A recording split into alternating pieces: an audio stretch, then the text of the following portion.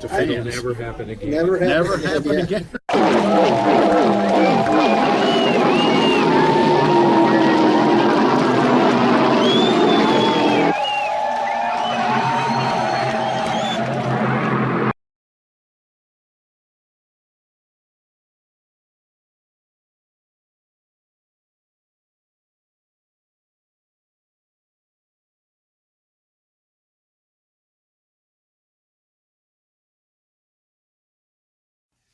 Wisconsin's Richard Dick Trickle, the White Knight, was already famous, winning over 1,000 short track races when he came south to NASCAR. However, by 1995, and many rides later, he left Bud Moore's number 15 team and was looking for a seat for the 1996 Cup season, and by January of that year, an opportunity arose. But wait, January 1996? A month before the first race of the season? The Daytona 500? The biggest event of the year? One of the biggest races in the world? Time was now of the essence.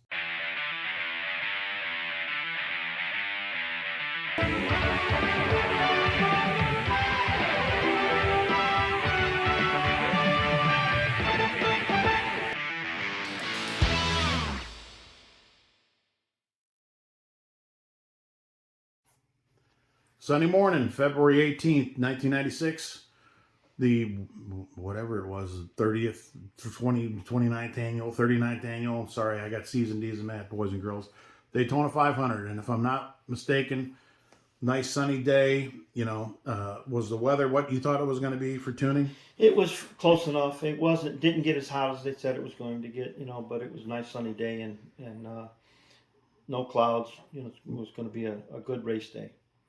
So you guys are on the way to the track. Do you remember where you stayed? Was it a nicer place? Because at the time they had those kind of older beach motels. Was it one of them? Or I think we stayed at the Days Inn South, which I've stayed many, many times, and it's still there. Same old place is still there. It's about halfway down to Daytona Shores on the ocean side. So pile everybody into the van. I don't know, go through McDonald's, drive through or Pretty whatever, much, get the coffee, or Days Inn maybe's got their breakfast out by that time, or is it like, come on, let's go, we got to get going? Because we had to put the motor in, and I think I don't think I ate anything. I was too nervous. Didn't want a coffee. I didn't take a coffee because I didn't want to have to take a bathroom break. I wanted to be able to. We had to get there and get at it. And we didn't. At that point in time, because of not having cell phones, we didn't know where the motor was, if the motor was even going to be there. So there was a lot of nervous, upset stomachs going on right at that time. You hear that, ladies and germs? This is at a time of no cell phones, no texting. I mean, faxing was now just a thing, just starting to come in a little bit. If you really needed something, they were gonna, Western Union you. Yeah, I mean, you could send FedEx, messages to the track and they would get it to you and things like that, but that was about it. But nothing instant, nothing. And like, nothing came boom. to the hotel. So we, I checked before we left. Make sure, hey, the plane's on its way. It'll be there in an hour and a half. Anything like that. So just imagine you guys up early, boy. They were really up early on, at the I'm motor sure shop they and went to sleep. Right. I was just about to say that there's no sleeping at the motor shop, and here the pilots are. The pilot maybe got a couple hours sleep, but that might have been it. How long a flight is it from Charlotte down to Daytona? I've never done it. On most of the planes that we fly on, it's just a little over an hour and a half or something like that, barely. But this was a little bitty plane. They were worried about putting two engines in it with the weight.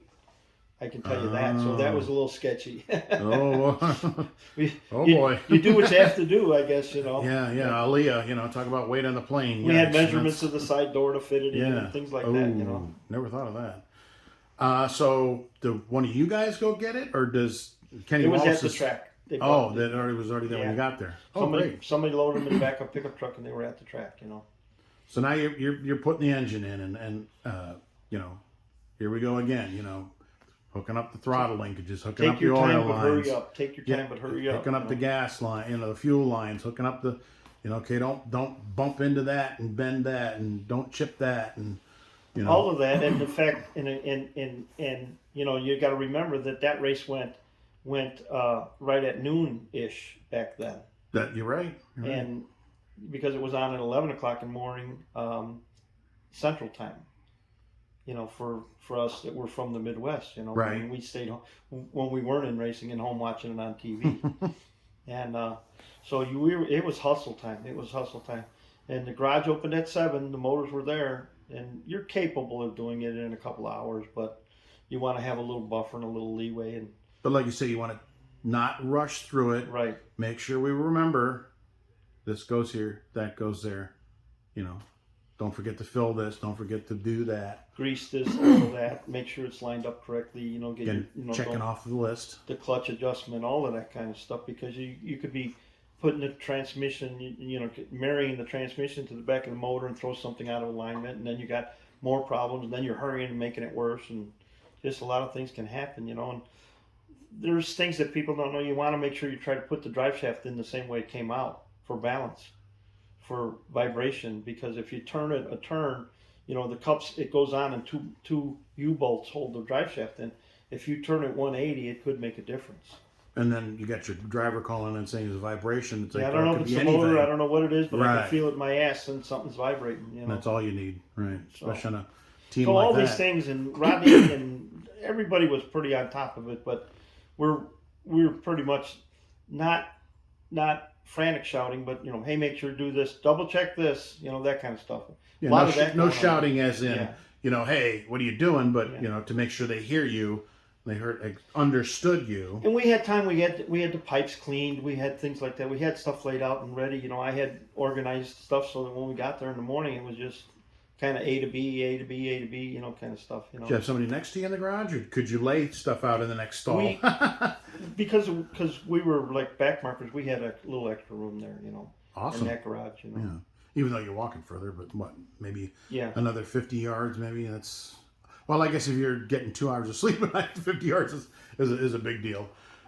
So where's Dick this morning? Is he doing PR? Is he kind of, again, a little bit of both? Or? How's it going, guys? He shows up, cigarette in hand, coffee in the other hand, looking at everything. It looks like everything's going good, And I don't remember specifics, but I remember him saying something to me, make sure this or this or this, and I'm on it, And I remember him talking extensively to Rodney about race prep and what we were going to do, strategy, and what, that kind of stuff, while we were still just thrashing, Stickers or new? No, we went on stickers, yeah. So, like you say, you're rolling out when the national anthem's starting. What are your thoughts at this time now? I'm sure Dick has got with you guys now in his uniform, and pictures are being taken, and cameras are all over. And I didn't push the car out because I can't keep up with the guys anyway, so I stayed back and cleaned up and we had to still get on pit road, that's pit true. road and stuff like that. So there was still a lot of stuff to get done. So I don't remember much of that. I honestly don't. And fortunately, we were at the end, all the way at the end of the garage, the second or third stall, instead of all the way in turn 1. So we didn't have to go very far from the old garages. It was just out that very hole luckily. And boop, there you are. Yeah. Well, a lot of guys like that stall because. Like I've heard, Maurice and Dale Inman say, Maurice Petty and Dale Inman say that, Richard likes to be on the turn 4 end because that way when he comes out, he can just come out and he's up, up to speed and he can see what's going on instead of in the middle of pit road diving in. Was that, right. What was the preference of Dick? Not like it mattered that day, I guess. But I think because of where we qualified, you get to they're rolling the balls and you pick where you pick. It's just but you have a little bit for qualifying. And then after qualifying, you pick by the order in which you're sitting on the grid. So you just kind of take what's left. And honestly, I remember going there and doing it, but I don't remember where we picked. Oh no, I do remember because I just said it. But we picked. I wanted to get an opening. There was no openings.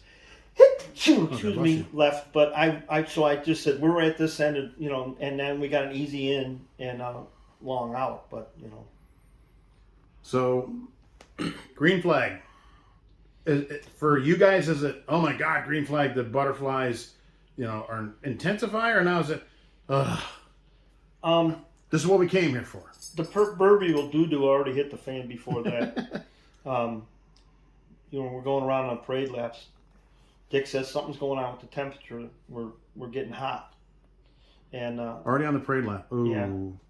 Yeah, and so I said on the radio, I said, put it out in some clean air, get some clean air, and we didn't have much tape on it at all, if any. and he kept counting down, telling us what the temperature was getting, and by the time it was dropping the green flag, it was already like 250 or something, you know. Wow. Back then, that's hot. And then he took off, and it seemed like he didn't talk about the temperature or anything. And he said, then all of a sudden, after a couple laps, he came out and said, "We're losing power." And then and that's pretty much done. Pretty much it, yeah. And like I say, when he came down pit road and we went behind pit wall, Donnie Richardson came over there and tried to give us a hand, and we were looking at it. Now, I mean, you'll see in one of the pictures, I got my head down in the motor. I'm leaning in, trying to figure out what was going on. And I remember trying to come out of that side to go to the other side, and I put my hand on that hose, and that fitting moved, and water squirted out of it. And that was it. Mm-hmm. But by then, it's too late. Right. So when the heads heated up and they expanded, the fitting got loose. You know what I mean? And there's no point to going back out because you're not running for points at that time. And we probably already heard it if it was losing power. We already detonated, burned a piston or something, you know. Or dump it all over the place and wreck the car. Right. So if there was 10 laps to go, we maybe would have went back out. You know what I'm saying? But that early in the races, you know. So now what's your feelings now? It's like, oh, man, all this. I mean, we made it. The goal wasn't to win, was it? I mean, did he think he had a shot to win? But the biggest thing for me was I put it on my shoulders because I was the motor guy, you know what I mean? And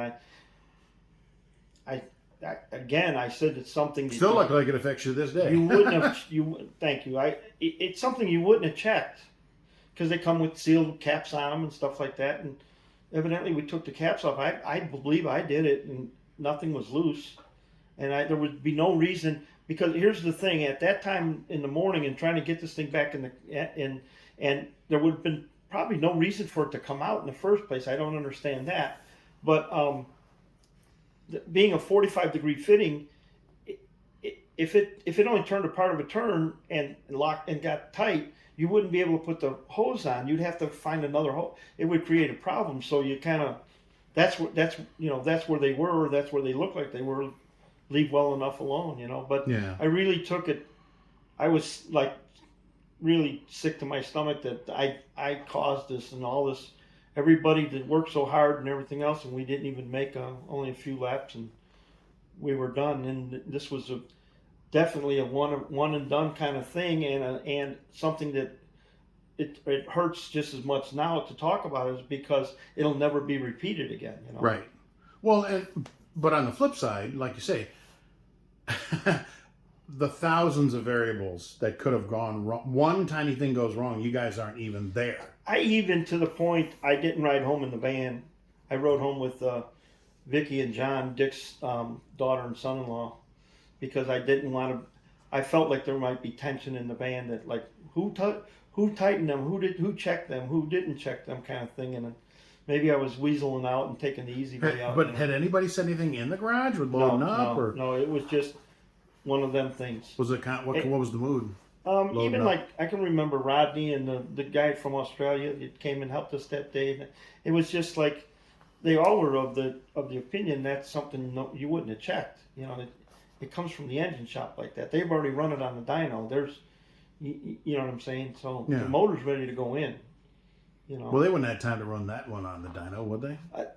I would think they'd try to, because I mean it's just a matter of pulling it apart and checking all your parts and putting it back together with new, fresh rings, bearings, different things like that. You know, I mean it can be done. You know, I mean it's not like you have to line board again and bore the cylinders and things like that. You know, you're not taking the heads apart and doing a valve job on them and things like that. You know, you're visually inspecting everything, and then you put the main parts back in that you need, like I said, like rings and bearings and, Did they ever say what the issue was in the qualifier? Did they ever end up telling you? No, because pretty much done and over by then, and glad to get the motor back when we did and get it in, and, it just, everything is in moderation, and hindsight is 50-50, and maybe we could have lived through the whole race with the thing smoking, like whatever that was doing, That could have been just take a chance. Yeah. Something as simple as a guide a valve guide or something like that, So what was it like right now? You said Vicky and John, did you say? Yeah. What was that like? I mean, I slept most of the way. I'm sure they weren't. Well, you did it on purpose, or did you pretend like I'm sleeping? I don't want to hear it. I was done. I mean, it but was, nobody's coming after you saying, "Man, Kyle, what the heck?" And you're the engine no, tuner. I don't think so. I just. You thought they. And might. I think to be, also, I think that I would be in a van of 6 guys, or I could be in a full size van with 2 people. Right. And I'd have the whole back to myself. Right. So I'm Yeah. snoring. I'm only bugging 2 people. Yeah. What had worked well with Purex laundry detergent, and what we had worked on was what's called the trade marketing program. So Okay.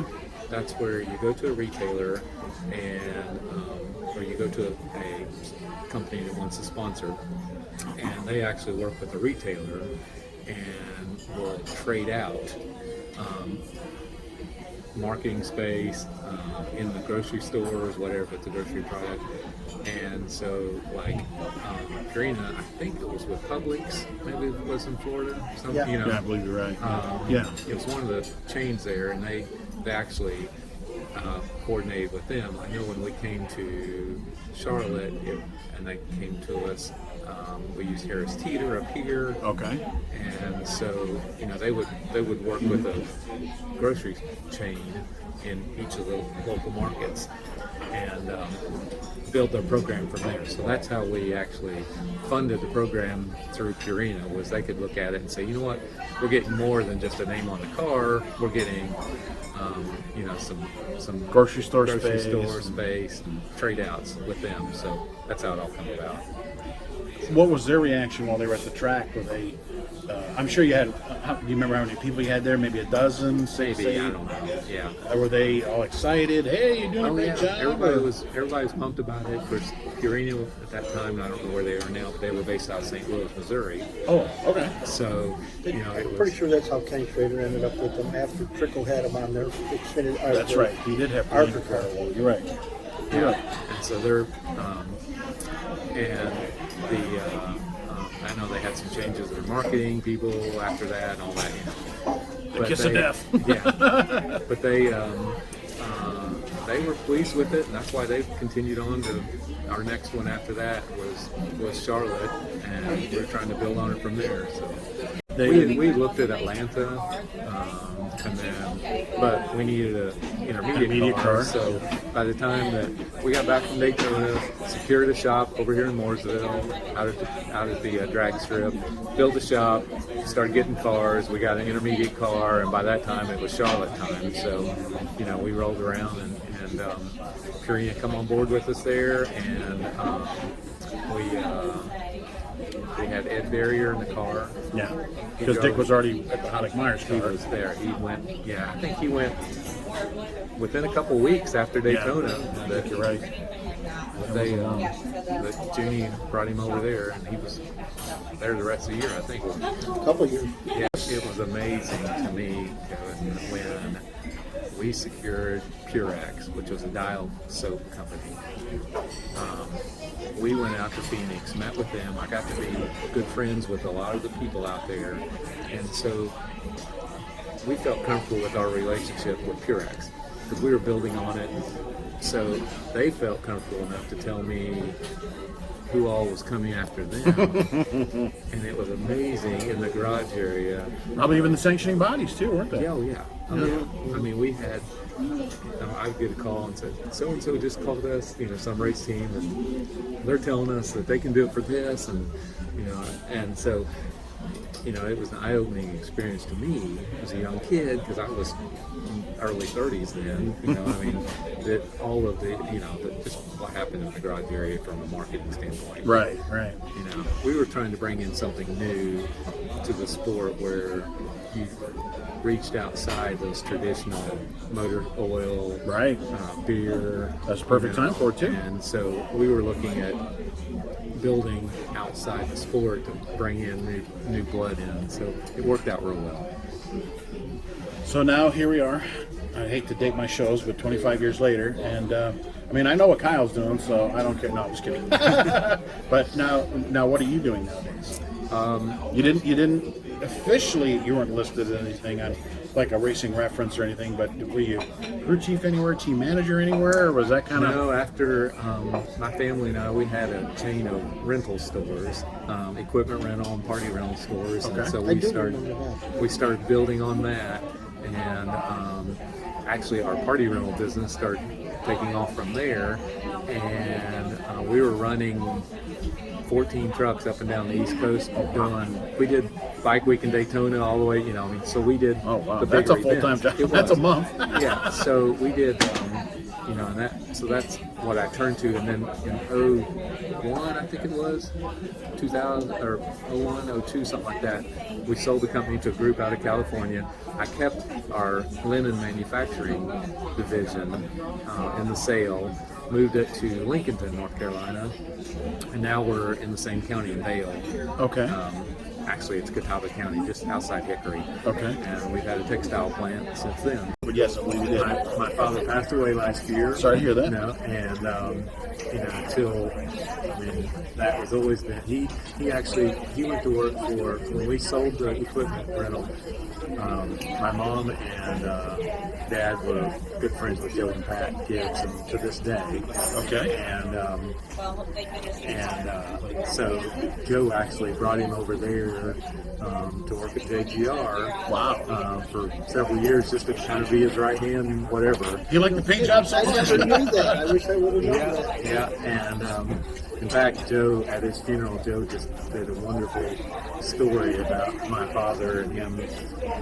He, real quick, but Joe told the story. He said, one day I was so mad, I was in my office, and I wasn't cussing, but I was sure letting some words that I shouldn't be saying. He said, I walked out of my office, and there was Ken, and he said, and Ken had such a gentle nature about him, and he said, I felt about that tall after looking at knowing what I just said, and walked out, and there was your dad.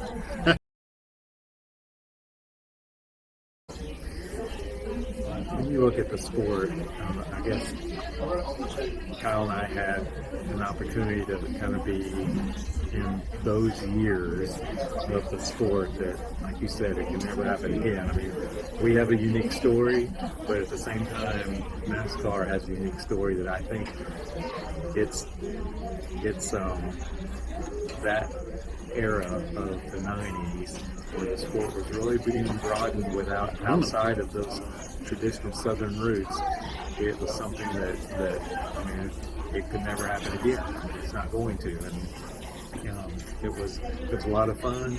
You could go to the garage area. You could go to Bruce and say, I need to get somebody in, as a sponsor, or I've got whatever, and they would accommodate me.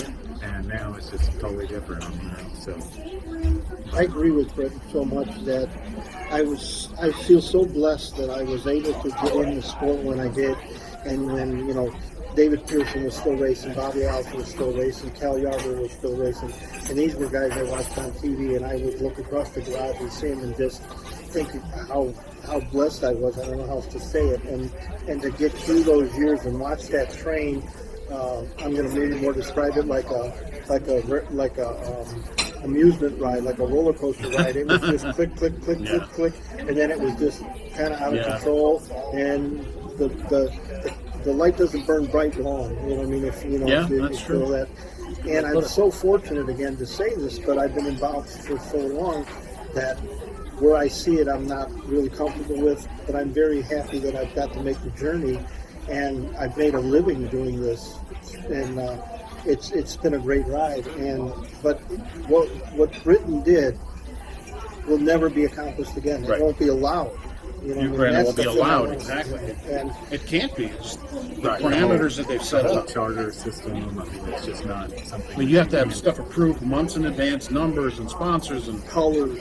colors, and he got that car, in now today's times, and just so the people know, you would have had to take that car to the tech center and have it approved, have it certified.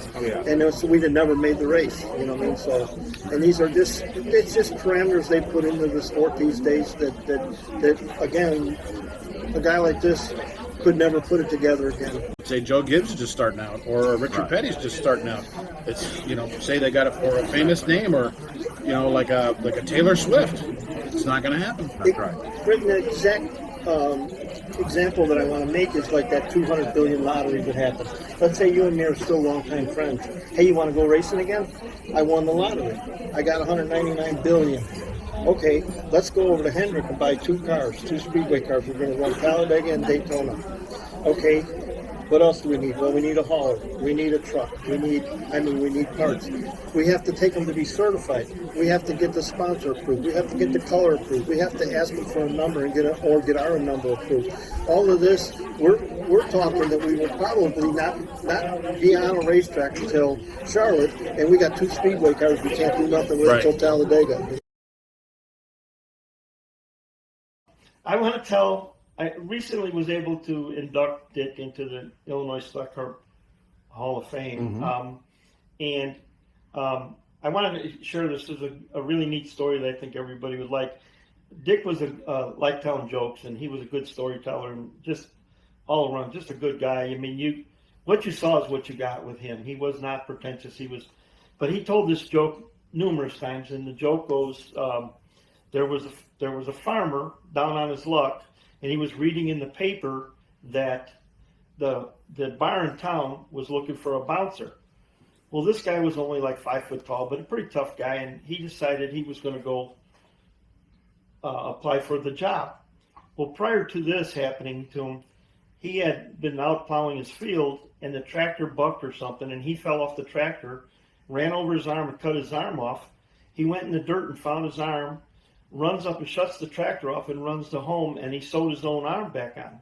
Well, the interviewer originally said, "You're too small, we don't want you," and then he said, "Well, let me tell you this story." So he tells the story about the tractor, and the interviewer says, "Man, I'll tell you, anybody that's tough, you got the job, you can work for us." The guy goes, "Okay."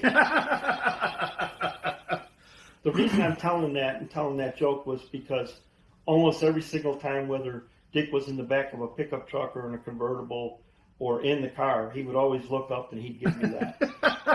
I know Kyle's thoughts on Dick. I mean, and you can share them if you like, but what were your thoughts on him? I mean, everybody I've ever talked to, Lou Seipel, Kyle, people last night, they just said there's nobody like Dick Trickle. What you see is what you got. And what you see is what you got. And, I mean, the stories, I mean, we could fill out the whole podcast just with stories from... It's funny that both of you guys just said that, but you remember my first line? Dick was inducted into the Illinois Stock Car Hall of Fame, and the family asked me to go and accept. And my first line in my speech was, they always tell you not to meet your idols and your legends and I says, but when you meet Dick, what he is what he is, and what he's got is what he's got. And that was the first thing I said.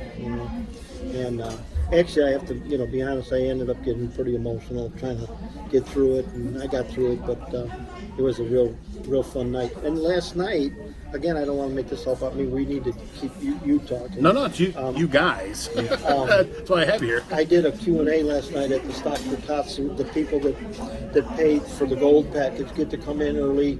We have snacks and refreshments for them, and then we try to entertain them for an hour until they can come in the hall and meet the drivers. And when it got to the Q&A, I fielded more questions about Dick Trickle than Dale Earnhardt. Wow. I appreciate you sharing history with Supercars Today TV, and please, folks, like and share this video and hit that notification bell, and I guess we'll talk to you guys when you make more history. Thanks, guys.